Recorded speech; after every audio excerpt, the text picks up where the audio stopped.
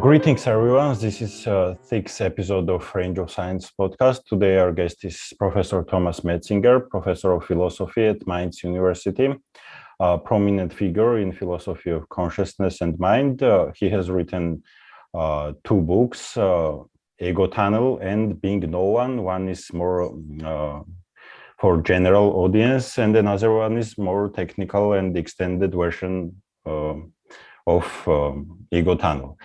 Thank you for coming, Thomas. It is a pleasure to have you. Yeah, it's a great pleasure to be here, but it's the other way around. The Being No One is an old book, more than 2 decades old. Mm-hmm. And it's actually only the English version of a much older book, 1993, which was called Subjekt und Selbstmodell in German. Mm-hmm. And the Ego Tunnel, is only the mutilated English version of a popular book I wrote after that. So it's very strange for me, because this is something I did a quarter century ago. It was another person, and now people are interested in it. It's a very strange experience for an author, always. You get so old. Yeah. Being Ego Tunnel is sort of shorter summary of being no one in some sense. In some sense, yes, but it's trying to introduce normal people with some new data and some empirical examples. But that is also, it's 12 years old now. It's completely outdated. My first question is about this notion of conscious perception as Bayesian inference, continuous process of updating Bayesian beliefs on sensory signal that is coming in.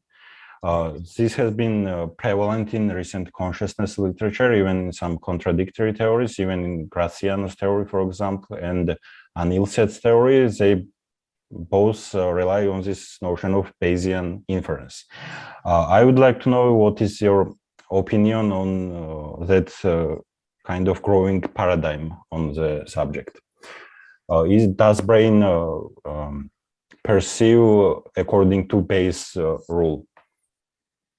Well, many people now think that a good way to describe what the human brain does is as something that you can call hierarchical Bayesian updating. So it's not only one model that tries to predict, say, sensory stimuli, but there are higher models on top of it that try to solve all the problem that the first order model cannot solve, that it cannot predict. So it's stacked and it's nested. The process of information processing will be nested in the brain.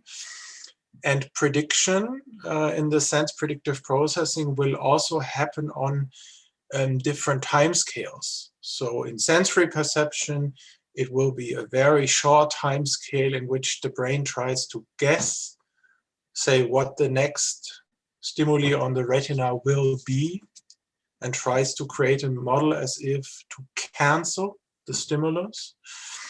But then there will be other things. If you just think about future planning or active inference, creating complex movements in space and time, the organism has to predict events in a longer time span. And this is not exactly a new thing. The new history of it started with a famous article by Carl Frist in 2010. It's now 2021. In my experience, philosophers have taken about 3 or 4 years to understand that there is a theoretical revolution may be going on. And as you know, your listeners may be interested, I have edited together with Vanya Wiese the first philosophical edited collection. It's called Philosophy and Predictive Processing. It's all freely available in the internet, peer-reviewed material, 2017. And I think for philosophers who don't know mathematics, maybe the simple introduction Vanya Wiese and I have written for that thing is a very good introduction into this field. There's a lot of fundamental discussion, because in one sense, the free energy principle is not something you can itself empirically test. It's actually almost like a philosophical vision about what the brain might do, reduce entropy, and thereby create states that can be described as predictive models on some level of description. But then the exciting thing also for philosophers is that it gives us new conceptual tools. It gives us new mathematical, very precise tools to think about the mind in a new way. And I'll just give one example for something that is exciting. If Friston is right, then perception, attention, and action, bodily action, are conceptually unified under one principle. The philosophers always thought perception and action are different things, and attention is yet another thing. But if all of this is a certain kind of Bayesian model updating, we have a lower and unifying conceptual level of description. And if this turns out to be true, as many people think, this will be a major conceptual progress, because it unifies things we thought that were actually different things in the past. And I'll just say one more thing. I think for philosophy, it's a historical transition in another way. So look at me, I will be retired pretty soon. My whole academic career, I have ruined my academic career by, during the last 30, 35 years, trying to open analytical philosophy of mind, mostly to neuroscience and cognitive science. So there was a certain time where it was important for young philosophers who didn't want to be armchair philosophers to know a little bit of neuroscience as well. Now it looks like you need to know not a little bit, but quite a lot of mathematics as well. That becomes really interesting. Not so much neuroscience anymore. And this may exclude a large part of the philosophical community. Just like when I was young, many German philosophers could not really participate in international debates because they don't know English. Then they couldn't participate in modern philosophy of mind because they didn't know any neuroscience, cognitive science, and artificial intelligence. And in the future, maybe that fewer and fewer philosophers can say something interesting because the difficult mathematics is beyond them. That's a historical development, I see.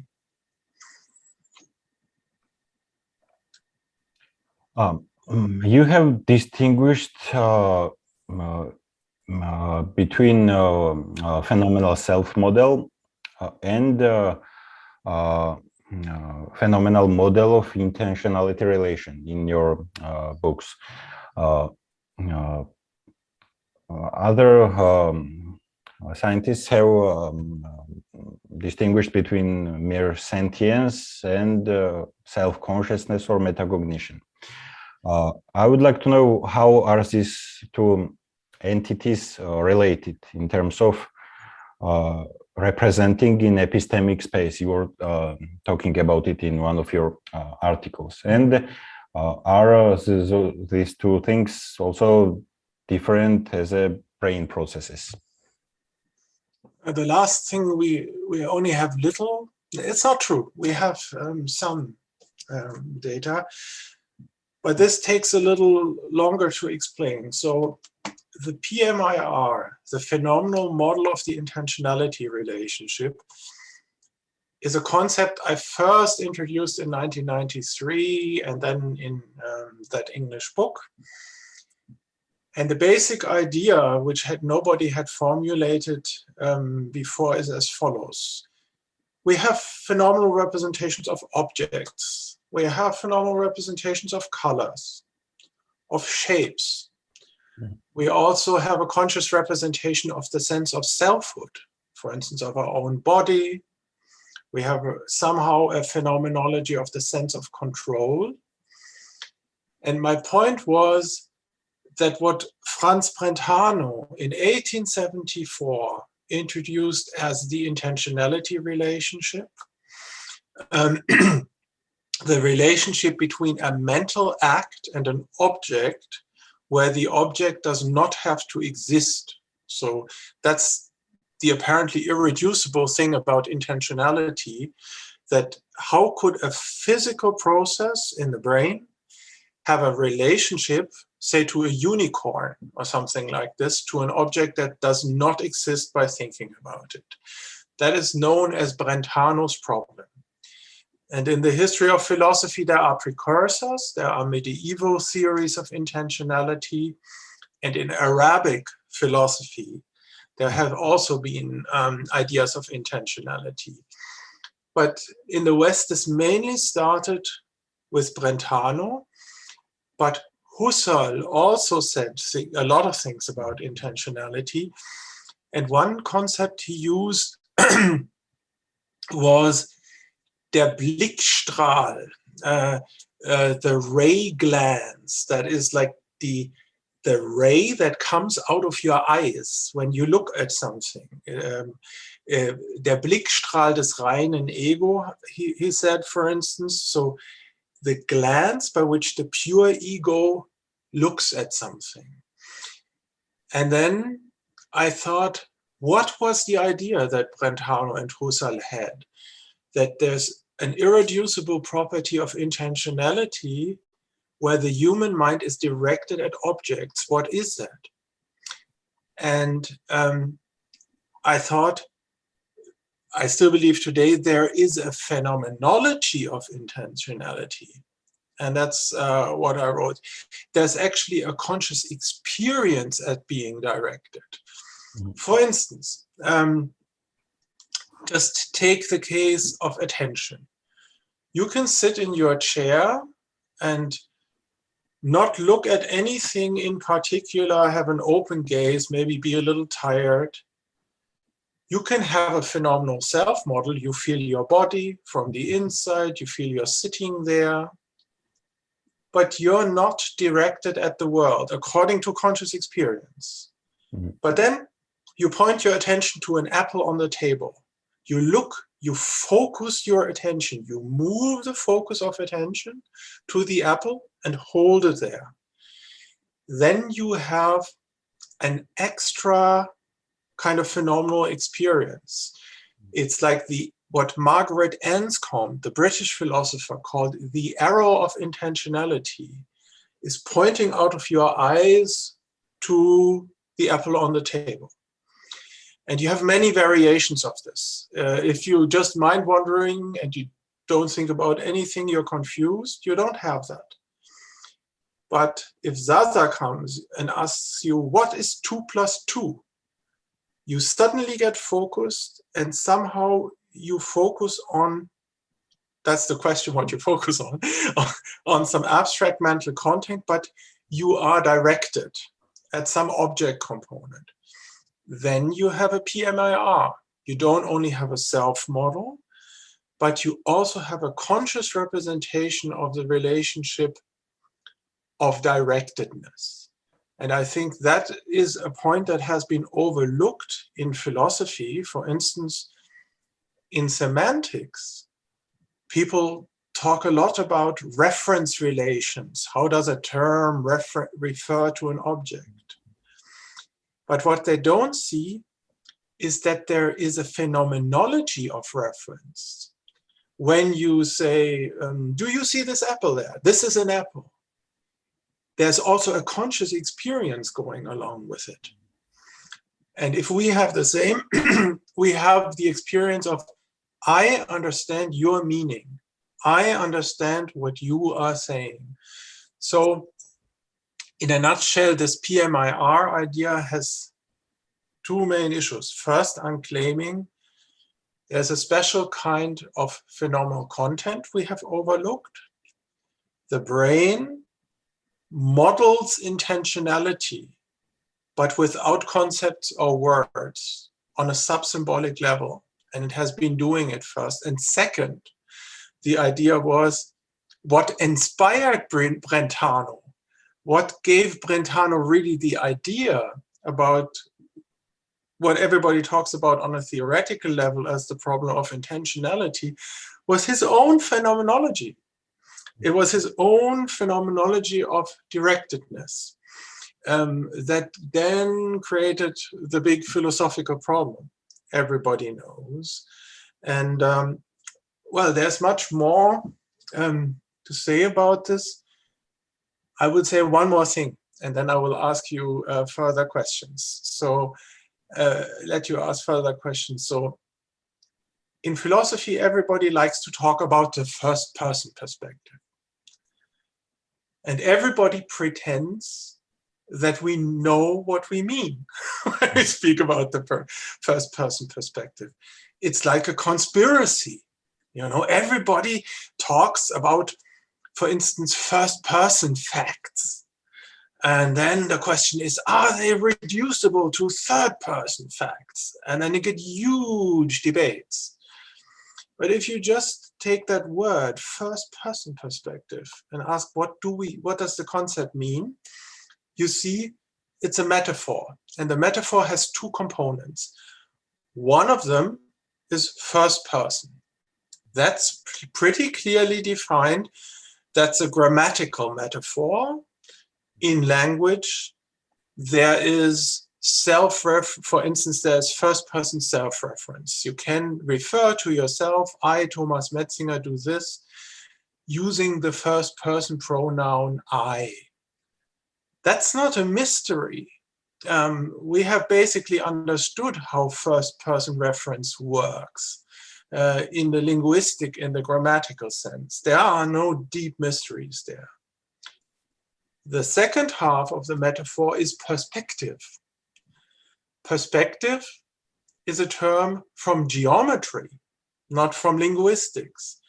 For instance, in human beings, the visual experience of the world has a perspective. It feels as if you are behind the eyes. There's a horizon, distant objects become smaller, but that's also not a miracle. You know, you can explain why our sensory perception is organized around a perspective. There's no mystery there. But if you put these two things together, many people have the idea, the first person perspective, I know what that means, and that's a real mystery. And I think the mystery is grounded. What we are thinking of is the phenomenal model of the intentionality relationship. So there is first person perspective as a metaphysical term. I'm not interested in this. First person perspective in an epistemological sense, subjectivity. But a first person perspective is also something that you consciously experience, like blue or green, anything. And I have tried to explain what it is that you experience when you consciously experience your own perspective to the world. And I think it's the PMIR. That's what you experience.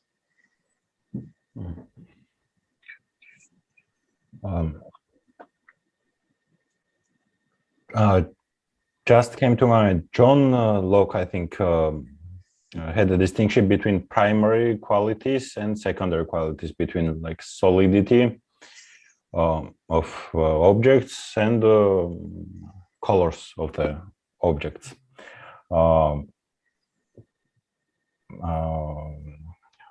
Is it the right way to classify conscious experience, in your opinion?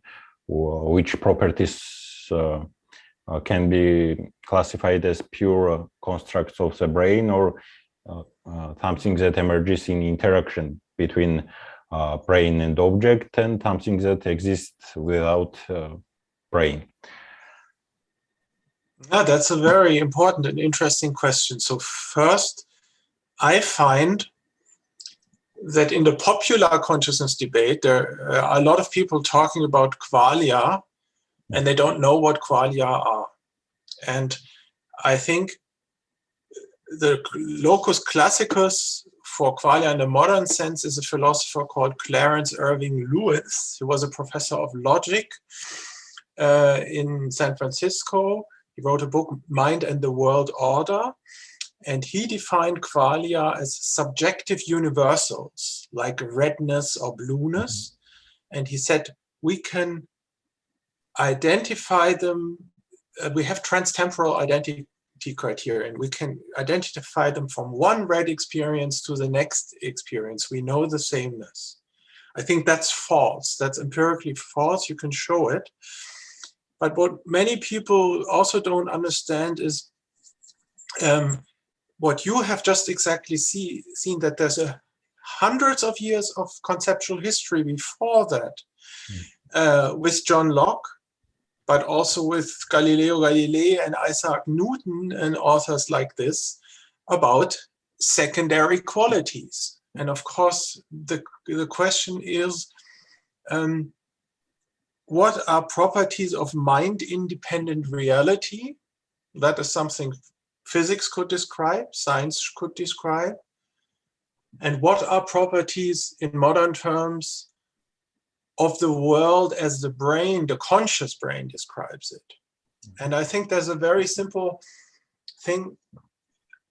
The conscious brain develops a dynamic internal model of reality, for instance, through hierarchical Bayesian updating of objects' colors. And in that model that the brain uses for two things: to sustain the existence of the organism that carries the brain, and to copy genes in the next generation. The brain is not doing philosophy. The brain has not evolved to understand what the truth is, or what secondary properties and primary properties are. The brain is a system that helps to control action and to have as much offspring as you can. So what is true is not a question that the brain asks. It asks what works in surviving. And in doing this for millions of years, it has evolved a very robust conscious model of reality and a much richer unconscious model of reality, and that has primitives.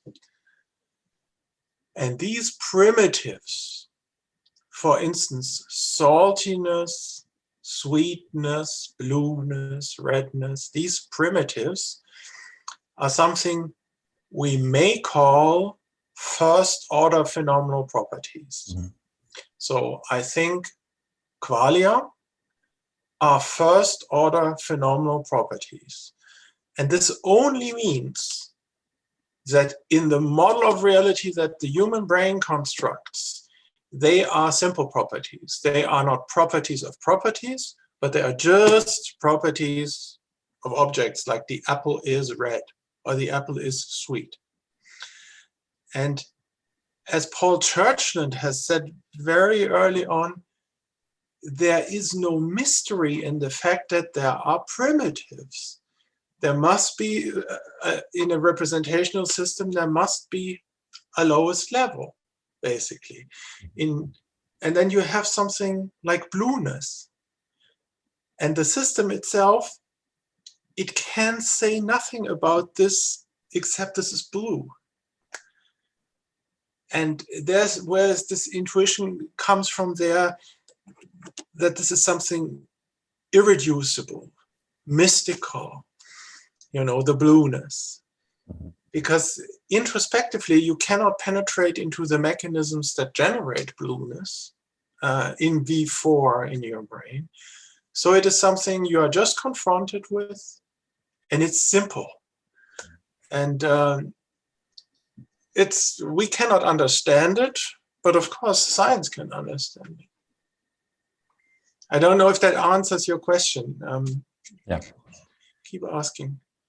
What about abstract mathematical objects? What is their ontological status? Many physicists nowadays are subscribing to what they call mathematical Platonism.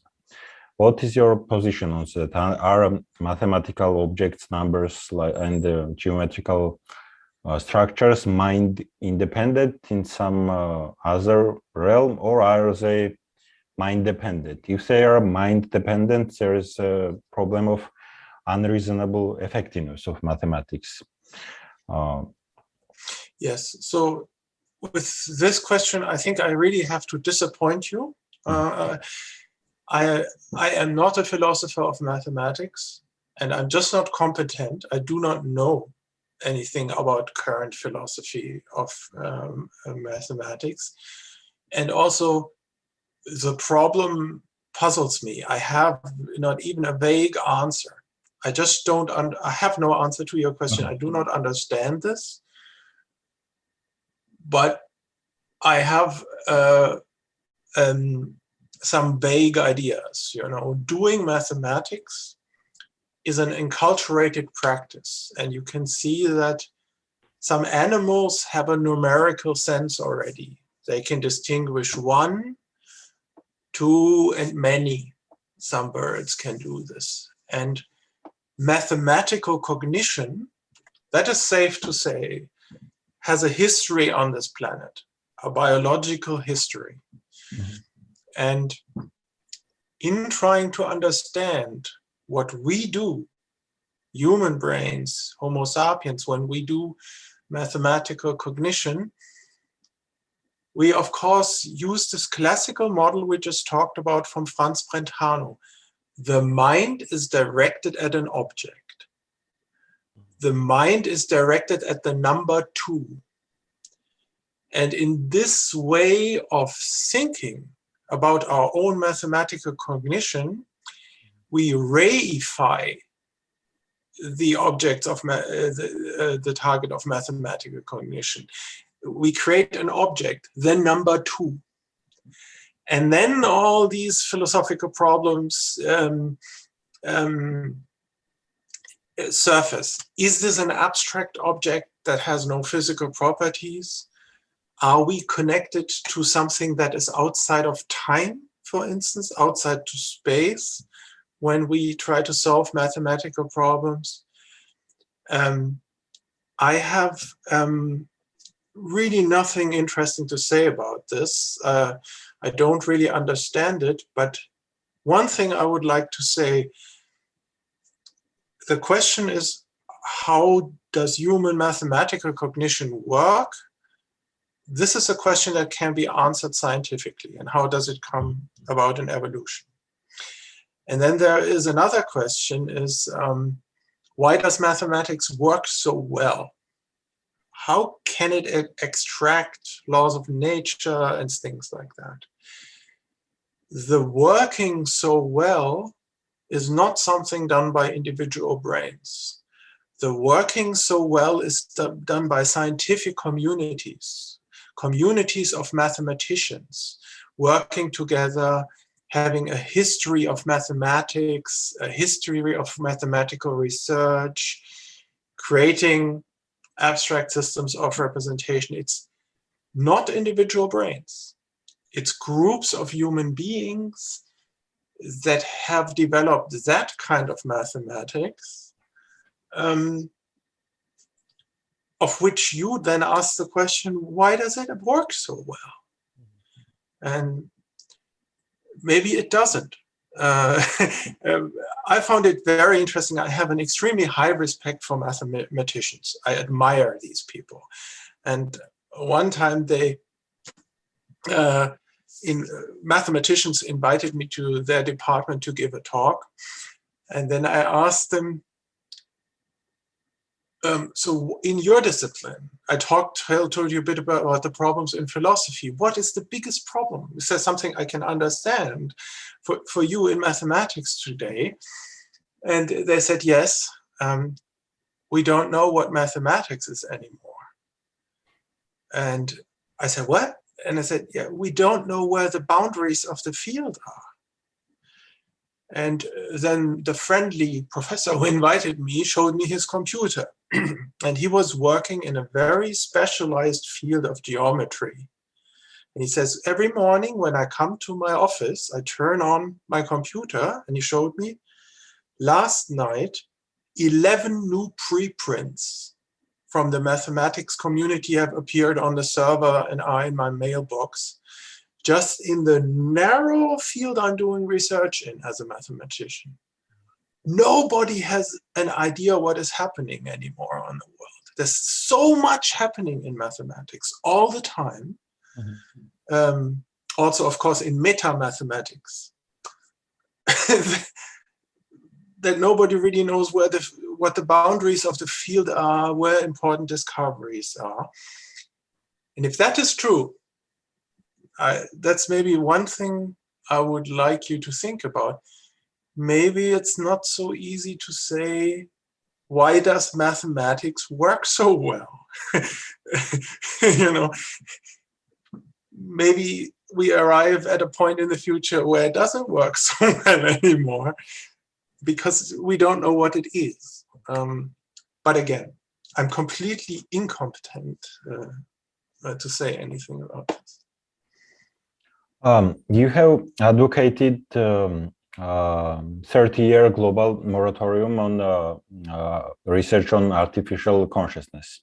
You have written many articles about it, and I would like to recount for our viewers what are your main arguments for this kind of moratorium on synthetic phenomenology, and also I would like to know whether this kind of moratorium will in some way slow the process of better understanding consciousness.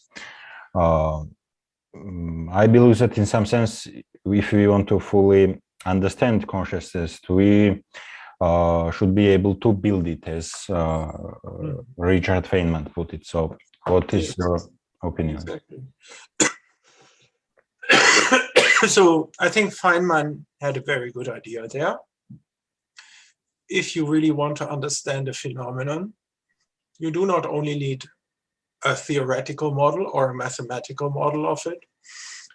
The actual proof is to have a technological model of it, or a biological model in an open environment that reproduces the phenomenon.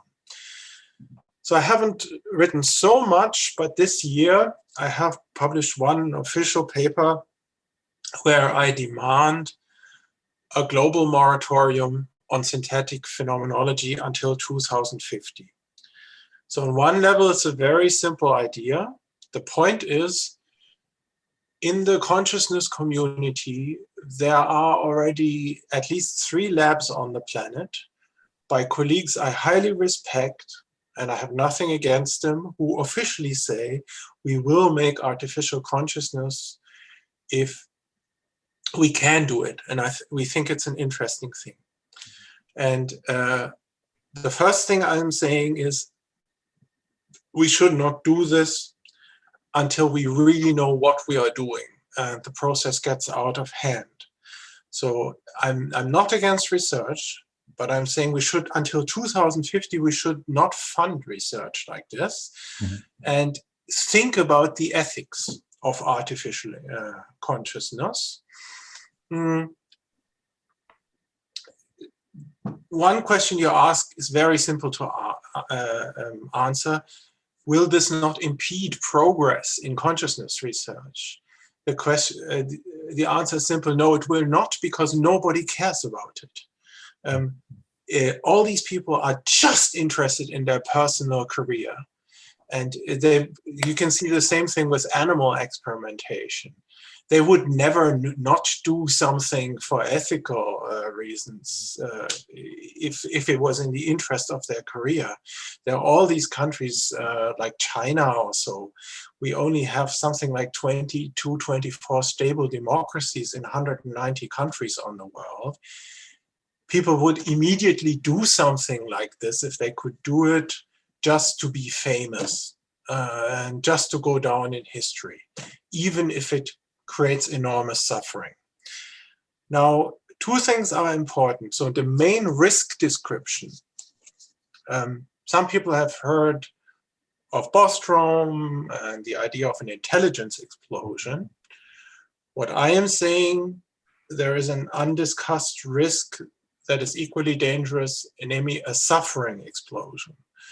So the first conscious systems, they might be like cognitive disabled human infants that have all kinds of deficits and they suffer from their own existence. They crash, they don't work. And if they were very intelligent, they could see that we are just using them as commodities, as objects of research, that we don't respect them as subjects. There are many levels of suffering. They can have suffering on the level of their hardware that doesn't work. They could have complex psychological suffering, and they could have this dignity. It's the highest level you can imagine. They could see that they're basically slaves of researchers and are not respected, as Kant would have it, as goals in themselves. So there's a risk of creating in cascades of systems, maybe in virtual copies, possibly conscious suffering in a very large number of individuals. That's the risk. But there's a main, of course, I've had many discussions, and there's a main thing almost nobody understands. So you may know that I have been working in the European Commission's high-level expert group on artificial intelligence. And if you try to explain such long-term risks like artificial consciousness to these people, they all say, oh, that's just science fiction. The industrial lobby doesn't want it because they don't want to endanger future markets. And real artificial intelligence researchers often say, these things don't work. This will never happen, It will not happen in 50 or in 100 years. We don't have to think about it. But that's a logical mistake. So what I'm not saying, this is one thing I have to explain. I am not saying there is a very high risk of artificial consciousness coming about soon. That's not the thing I'm saying. I'm a consciousness researcher for all of my academic life. I don't think this will happen tomorrow. And I also don't think this will happen the day after tomorrow. I don't believe that. The point is, that doesn't matter, I may be wrong. The second thing I'm saying is, I'm not saying there will be an enormous amount of artificial suffering very soon. This is an empirical hypothesis which might be true or false. What I'm saying is there's an ethics of risk-taking. I'm not making a claim about the risk, but that there's an ethics of taking risks, and that there are certain risks one just should not take before one has really thought about this very carefully, what one does. So we are now in a historical situation, which I like to describe,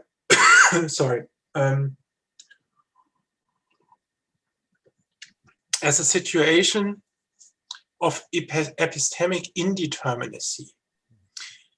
There's something we don't know.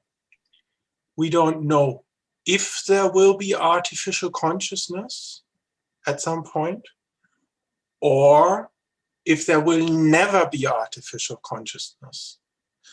So there's a neither norness. We neither know this, nor we know that. And that is what we have to take an ethical stance to. So we have to deal with this neither norness in an ethical way, not some Californian delusional transhumanist fantasies, not some science fiction scenarios, this is going to happen. That's not the ethical problem. The ethical problem is how to sensibly deal with risks where we don't know when they will be realized, when it's going to come, but where the damage may be very high. So low probability, high damage, it's rational to think about it now.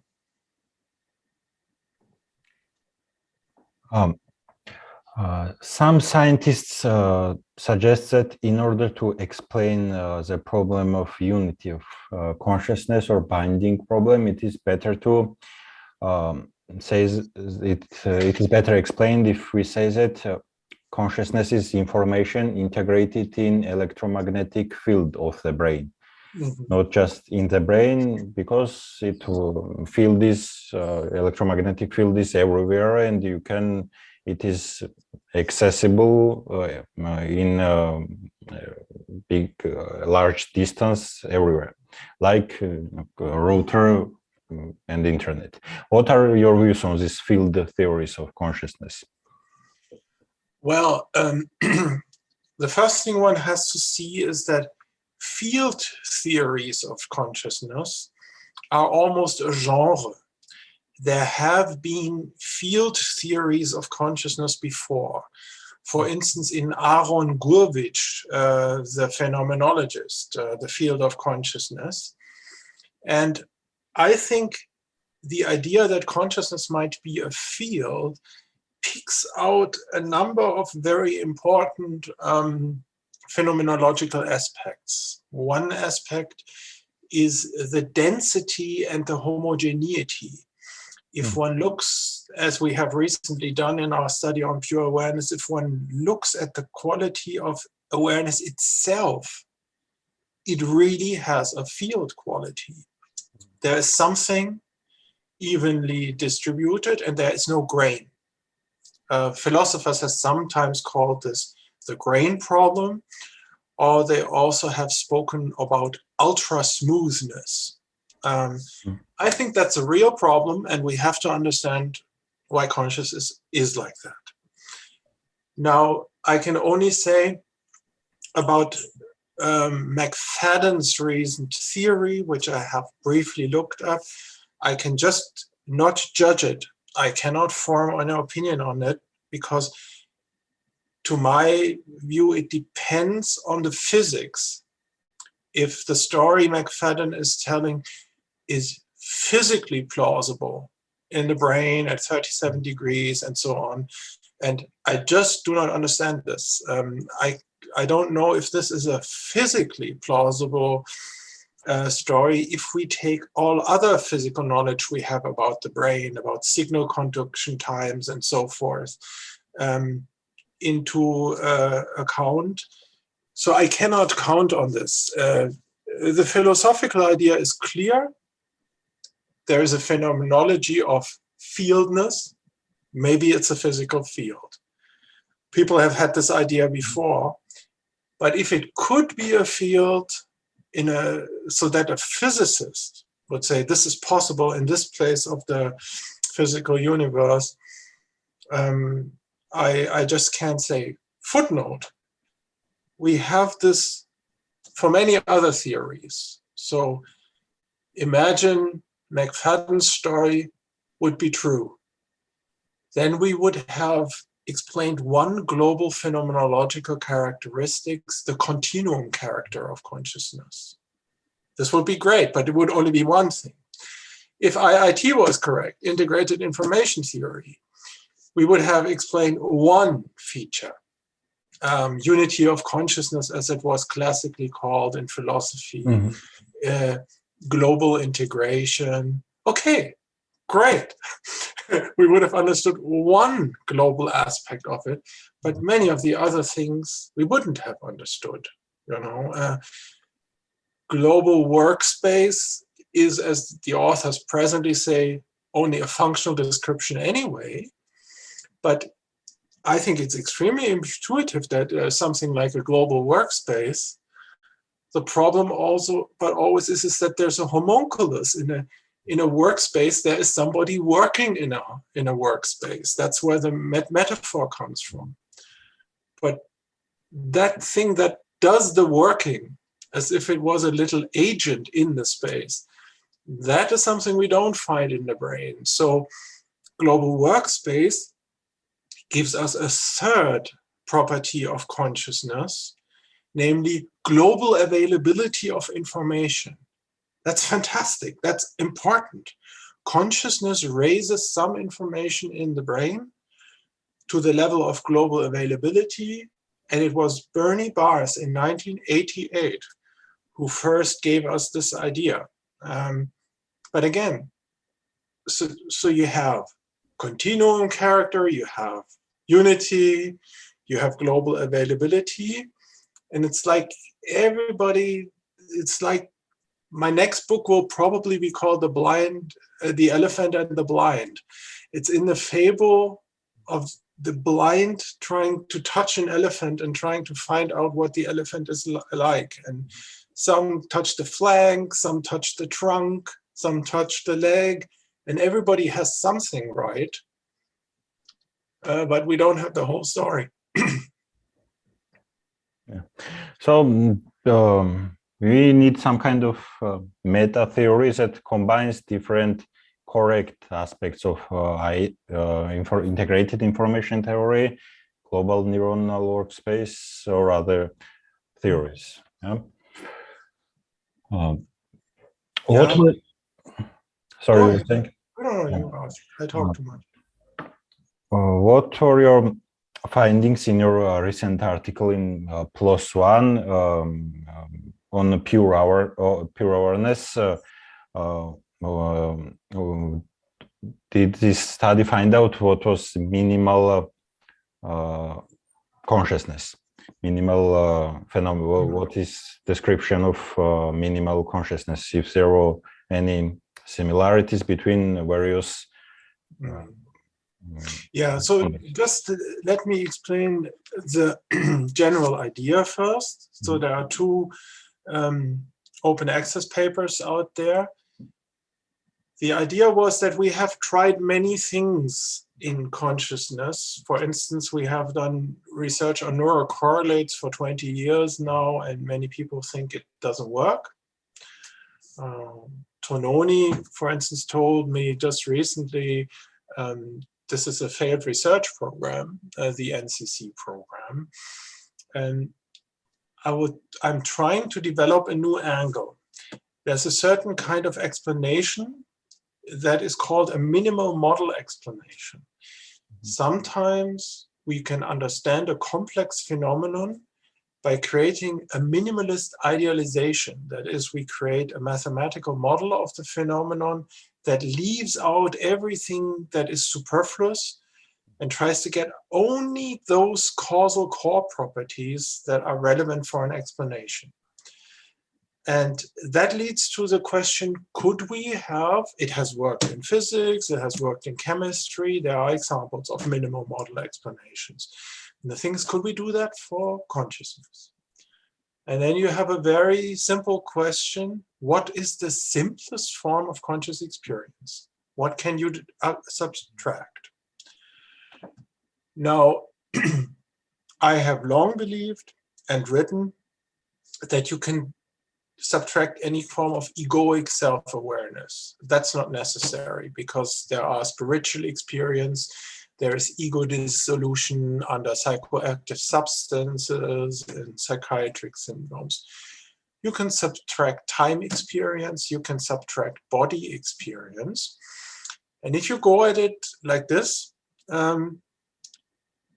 there is the experience of pure awareness in meditation, which I think may be the best entry point into this field, into asking what is the simplest kind of conscious experience. It has been reported for many centuries, but of course also in pre-scientific times where there was not systematic philosophy, at least in the Western sense.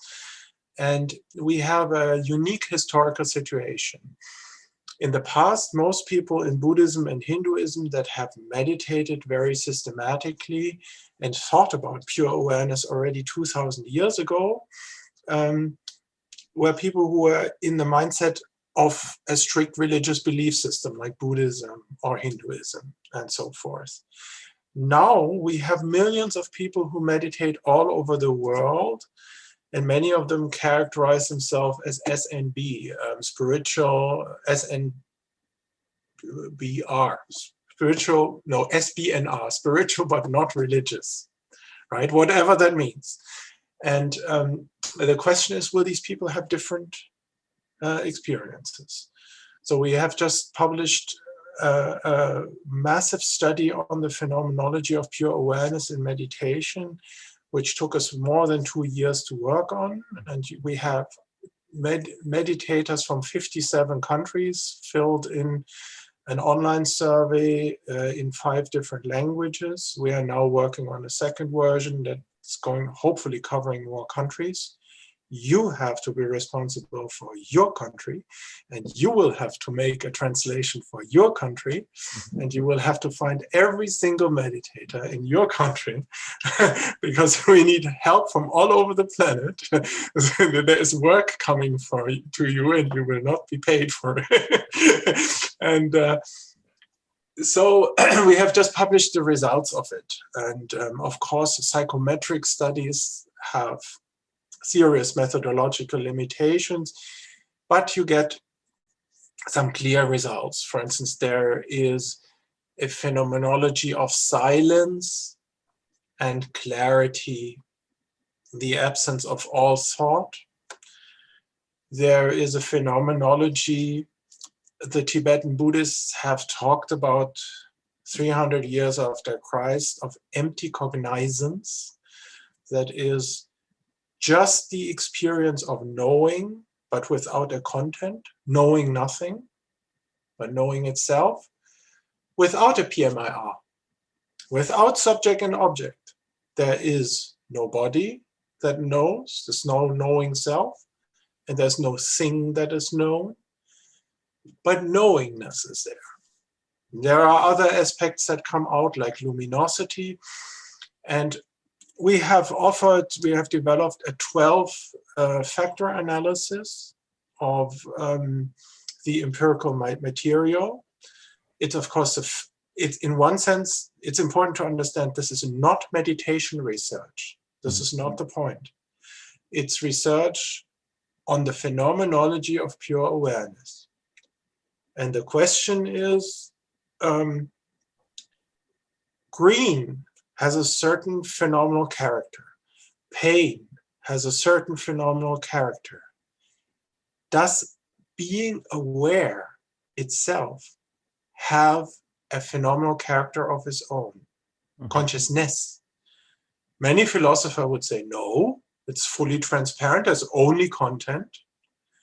Other philosophers in the origins of analytical philosopher, G.E. Moore, who was followed by Ludwig Wittgenstein on his chair, have said, yes, you can find this. And in my view, the experts for the phenomenal character of awareness itself, non-conceptually, without thinking, being aware of awareness itself, are of course meditators. So we asked many of them. I'm just asking you, can you make sense of the question of pure consciousness? Can you feel the consciousness of the green? Can you feel that, or can you only feel the green?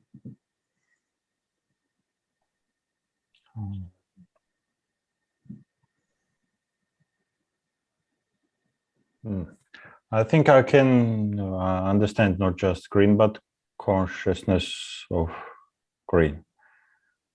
Yeah. See, that's the question. That is the question. And we asked, for instance, one of the 92 questions we asked people is, do you think that this is the simplest kind of conscious experience? And a median of 80 said, yes, this is the simplest kind of conscious experience. It's simpler, like seeing green or having body feelings or anything. It is so simple that you almost always don't see it. You overlook it. It's like you're looking out of a window and you only see the garden, but sometimes you can look at the glass of the window, at the window pane too.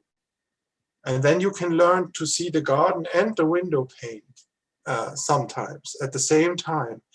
And it's a little bit like that, of becoming aware of the medium in which all of this happens.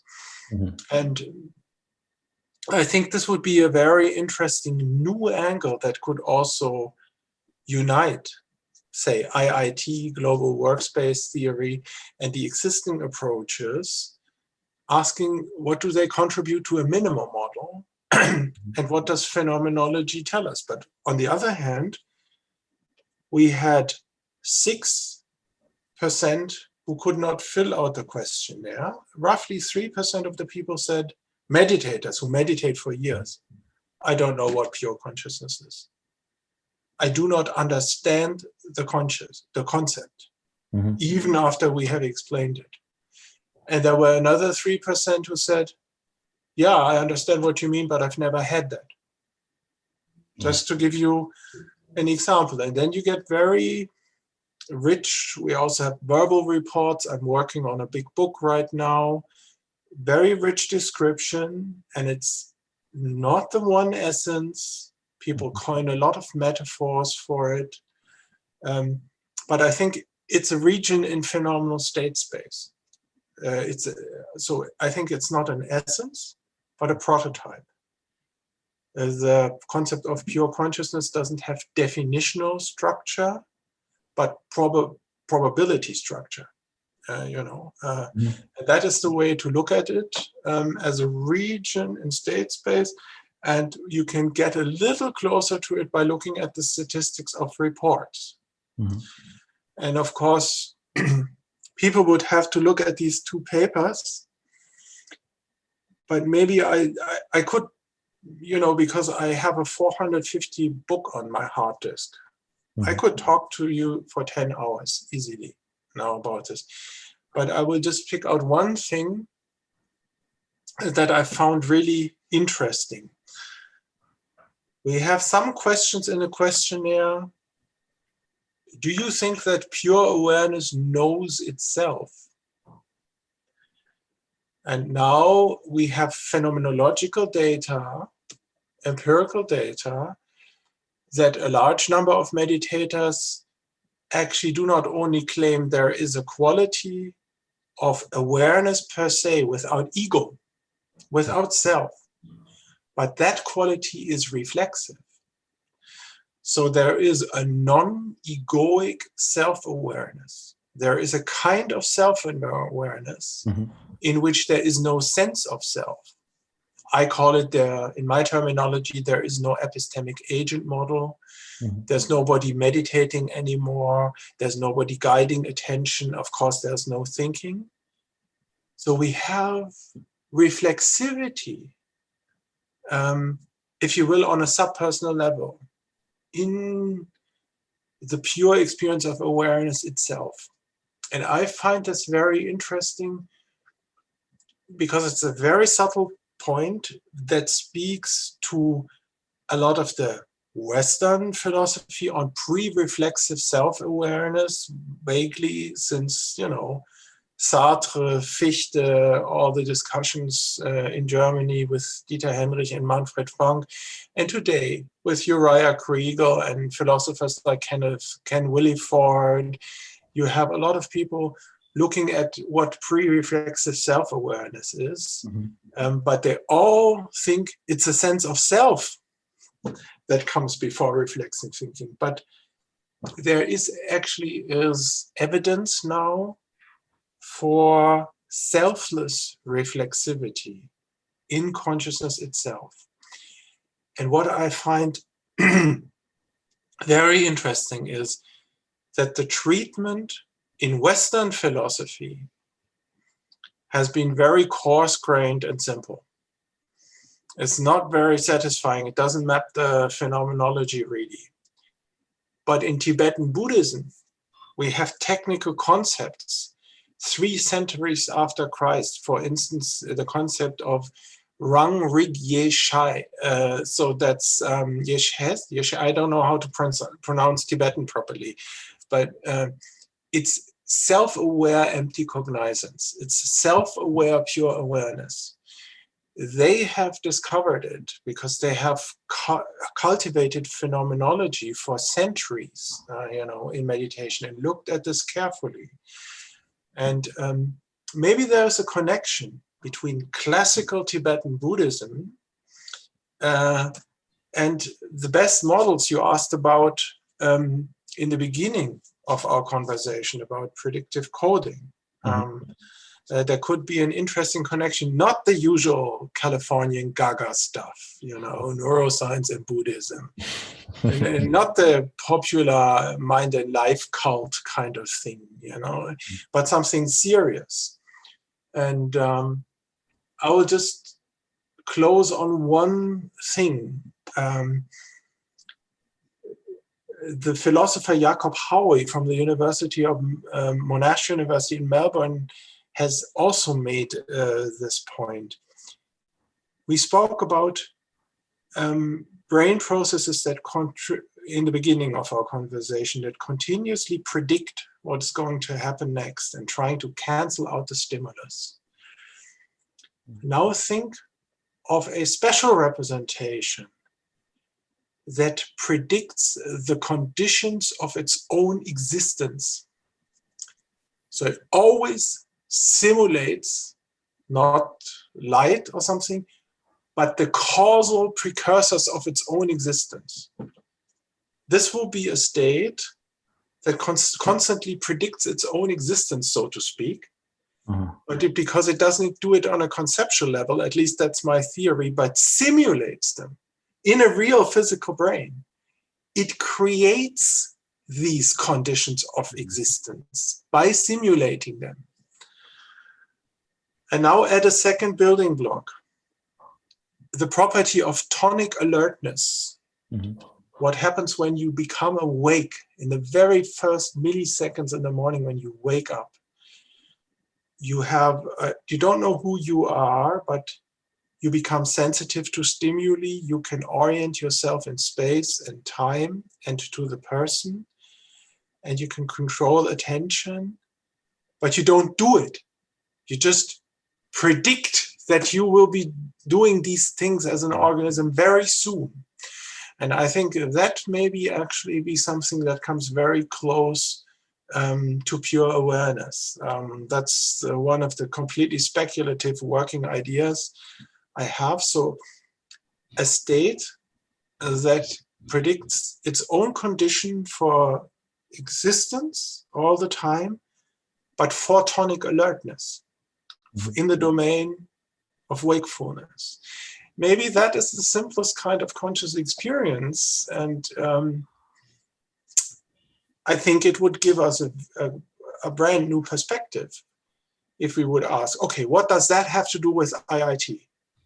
How can that be spelled out in predictive processing? What does that have to do with global workspace, and so on?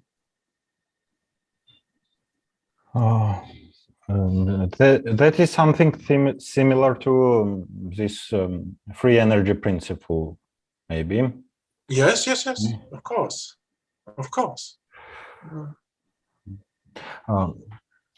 That's it. Thank you, Thomas. It was very insightful and interesting. Okay. Good luck with your project. Good luck with your podcast. It's been a pleasure to talk to you. Have a good day.